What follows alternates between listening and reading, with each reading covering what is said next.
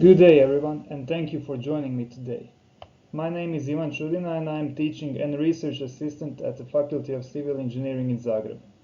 In the name of my colleagues and myself, I would like to present you our paper titled Behavior of Steel Tube Knee Joint Inserts Used in Aluminium Portal Frames. Today, there is an increasing aspiration towards sustainable construction and also the reduction of carbon footprint. So consequently, the aluminium as a structural material is becoming an increasingly actual topic, as it is the only structural material that can be recycled indefinitely. Also, the production of recycled aluminium consumes 20 times less energy compared to production of primary aluminium. Furthermore, it's the third most abundant element in the Earth's crust. One common example of aluminium usage in civil engineering are prefabricated aluminium hulls. They are mostly used as temporary structures, but today there is an evident need for their permanent usage as well. Prefabricated aluminium hulls are constructed as portal frames with or without tangent tie element. For frame with spans of 10 meters or more, portal frames with tie element is a more optimal solution. Commonly, high-grade steel wire rope is used as a tangent tie element. On the left photo, you can see prefabricated aluminium hull structure, and on the right photo you can see extruded aluminium rectangular hollow section with slots typically used in aluminium hulls. Since welding of aluminium causes significant reduction of aluminium mechanical properties, joining of aluminium elements is preferably done using bolts. In the case of aluminium hulls, joining is done using bolts and embedded steel tube knee inserts as shown on the photos below. In such joints, transmission of forces is realized partially through bolts and partially through complex contact mechanism. As the behavior of such joints is quite complex, simple expression for behavior assessment for their designs are lacking. To investigate the behavior of such joints, laboratory testing was conducted at the Faculty of Civil Engineering in Zagreb. At the current phase of the research, only steel inserts without joining aluminium elements were tested. In total, 3 identical steel inserts with eccentrically connected tie element were tested. To measure deformation of the specimen during test, 9 LVDT devices were used and also 5 strain gauges. On the column end, specimen was pinned to restrict any form on translation, but also to allow rotation around horizontal axis. On the beam end of the specimen, vertical displacement was unrestrained to allow the load input. Tangent tie element was pinned on both ends and eccentrically connected to the inner side of the knee insert. Steel knee insert specimen were constructed from 180 by 80 mm large rectangular hollow cross section with 3 mm thick wall. Additional smaller rectangular hollow section was used as reinforcement on the inner side of the knee insert. Due to limitations of the laboratory equipment, circular 100 mm wide and 5 mm thick hollow section was used as tangent tie element instead of high-grade steel wire rope. To connect tie element and the insert, T adapter with 2 M20 bolts was used. Bolts were bolted into bolt nuts which were welded on the inner side of the beam element. To obtain exact material properties, coupon testing was conducted. In total, 15 coupons were tested. 12 taken from the larger section and 3 taken from the smaller one. 4 coupons were taken from the welded part of the section. They gave a bit brittle response and were flagged as outliers. Loading was done in 3 phases. In the first phase, specimens were loaded up to 20 kilonewtons and then unloaded. In the third phase, specimens were loaded until failure. In the elastic range, the load increment was 10 kilonewtons. As the load value progressed to the plastic range, load increment was limited to a piston displacement of 6 mm, as the load increment of 10 kN could not be maintained. Displacement control loading was applied with a constant speed of 1.2 mm per minute. All the specimens failed in a similar manner. Firstly, web buckling in the compression zone of the joint occurs. A further increase in the load causes the activation of the tie element, which restrains further buckling of the joint in the compression zone.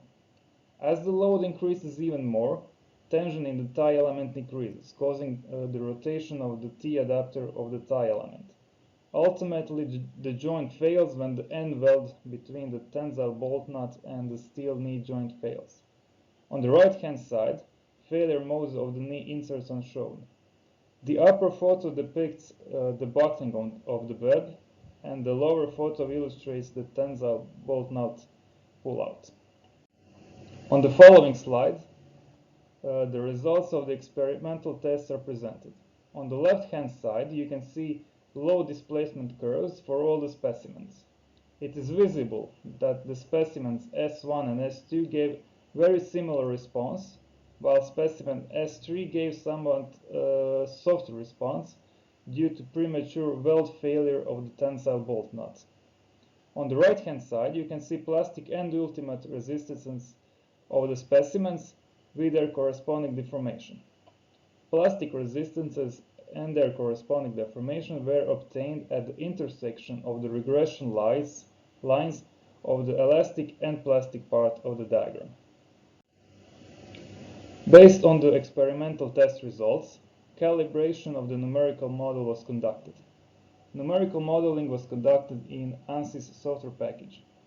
Geometrical dimensions were modeled according to average measured values of the specimens. Also, boundary conditions were modeled to represent those of the laboratory specimens as close as possible and were applied on the perimeter of the holes. Material properties were defined using multilinear stress-strain curves according to coupon test results.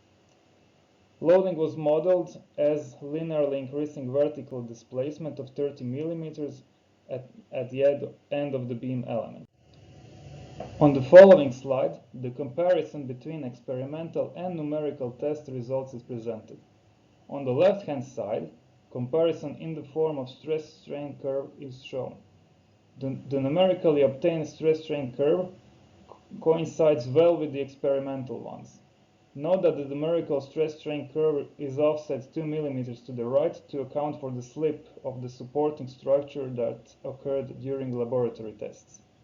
On the right-hand side, comparison of the experimentally and numerically obtained failure modes is presented. It is visible that numerical model coincides well with the experimental test in that regard as well. After numerical model was successfully calibrated, a numerical parametric study could be conducted. As stated earlier, due to the limitations of the laboratory equipment, circular hollow section was used as tie element instead of high-grade steel wire rope. Commonly 16 mm wire rope with fiber core is used in real structure. That kind of tie element is much softer compared to tubular tie element used in laboratory testing for several reasons. Firstly, the length of the tie element used in laboratory is much shorter compared to one used in real structures, and therefore it's stiffer. Secondly, cross-section area of the tubular tie element is much greater compared to 16 mm wire rope. And finally, modulus of elasticity of high-grade steel wire rope is lower compared to that of steel. Consequently, knee joint tested in laboratory gave much stiffer response compared to one in real aluminum hole structure. To assess the influence of the tie element stiffness on the overall behavior of the knee joint, parametric numerical analysis with various geometry of the tie element was used. Since the geometry of the wire rope is very complex, it would be very demanding and time-consuming to model its realistic behavior. Therefore, a simplified solution was used.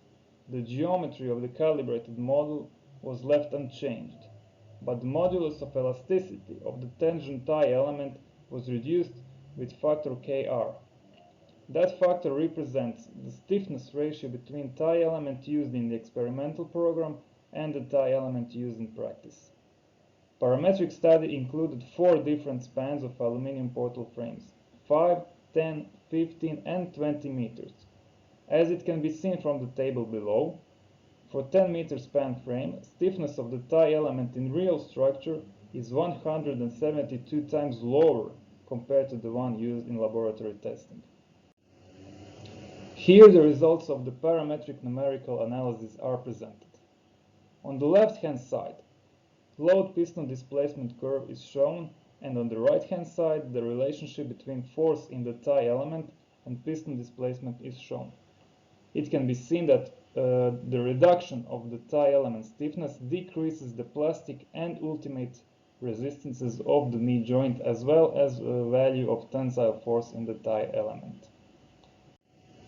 Based on the research presented, following conclusions can be made. Stiffness of the tubular tie element used in laboratory tests is unrealistically high compared to the stiffness of steel wire rope tie element used in real structures. Therefore, knee joint in laboratory tests gave unrealistically stiff response.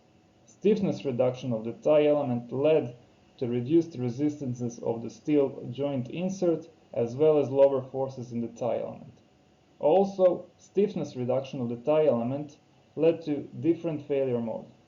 Due to lower value of tensile force in the tie element, web buckling was much more pronounced since the tie element was not stiff enough to prevent the buckling of the web. Also, the rotation of the T-adapter and the tensile bolt nut did not occur. That kind of failure is much more preferable as it gives more ductile behavior of the knee joint in general. Finally, I would like to thank you for your attention. Goodbye.